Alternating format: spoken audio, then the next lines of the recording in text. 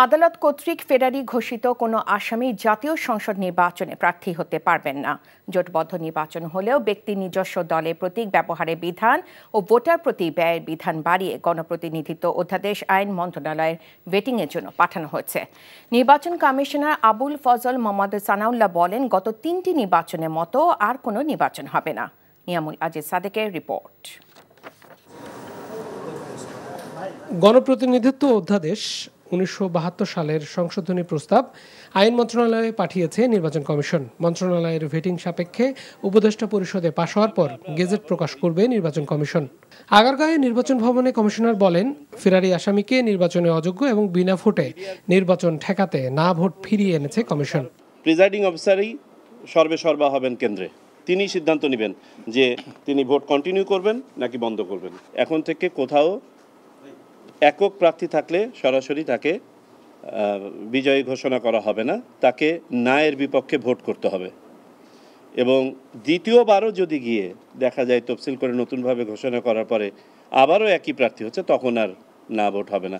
গণপ্রতিনিধিত্ব অধ্যাদেশ সংশোধন প্রস্তাব ২০২৫-এ নির্বাচনে অংশ নিতে পারবে না নিষিদ্ধ ঘোষিত দল, আদালত কর্তৃক ফেরারি আসামি, দল ও ব্যক্তির নির্বাচনী ব্যয় জানাতে হবে ইসিকে। ভোটার সংখ্যা বেশি থাকলে ২৫ লাখের বেশি খরচ করা যাবে। ৫০ লাখ টাকা কোনো দল অনুদান হিসেবে নিতে পারবে, তবে সেটি ব্যাংকিং চ্যানেলে নিতে হবে। বিনা প্রতিদ্বন্দ্বিতায় নির্বাচিত হবে না কোনো ব্যক্তি, না ভোটের সঙ্গে তার লড়াই করতে হবে।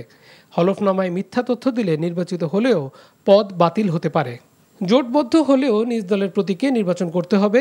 সামাজিক যোগাযোগ মাধ্যম নিয়ে কমিশনকে তথ্য দিতে হবে প্রার্থীকে। রিটার্নিং অফিসার আসনের ভোট স্থগিত বা বাতিল করতে পারবেন। প্রিজাইডিং কর্মকর্তা কেন্দ্রের ভোট বাতিল করতে পারবেন। ভোট কেন্দ্রে সাংবাদিকদের চলাচল সীমিত করা হবে। কেউ নির্বাচনী আইন ভাঙলে সর্বোচ্চ ৬ মাসের কারাদণ্ড। নির্বাচন কমিশনার বলেন, আগের মতো পক্ষপাত দুষ্ট নির্বাচন হতে দেয়া হবে না। সেই ইলেকশনে সম্ভবত ভোটারও ছিল না, যে ভোটার লাইন আমরা দেখেছি সেই ভোটার লাইনটাও সঠিক ছিল না। সেই ইলেকশনে সম্ভবত ভোট কেন্দ্রের ভিতরে এজেন্টও ছিল না। এই ইলেকশনের সর্বপ্রথম চোখ হবে ভোটার নিজে, তারপর হচ্ছে ভোটারের এজেন্ট, আর সহযোগী হিসাবে থাকবে হচ্ছে আমাদের সাংবাদিক ভাইরা এবং অবজারভারগণ। তিনি বলেন, পুলিশ র্যাবের পাশাপাশি সশস্ত্র বাহিনী, কোস্টগার্ডকে আইন শৃঙ্খলা বাহিনী হিসেবে অন্তর্ভুক্ত করা হয়েছে। যে এটার একটু Niamul Aziz Sadek, NTV news, Dhaka. Bundle থাকলে প্রতি সেনমানিতে টাকা বাঁচবে। বিকাশ সেনমানি বান্ডেল কিনে জিতুন প্রতি লেনদেনে।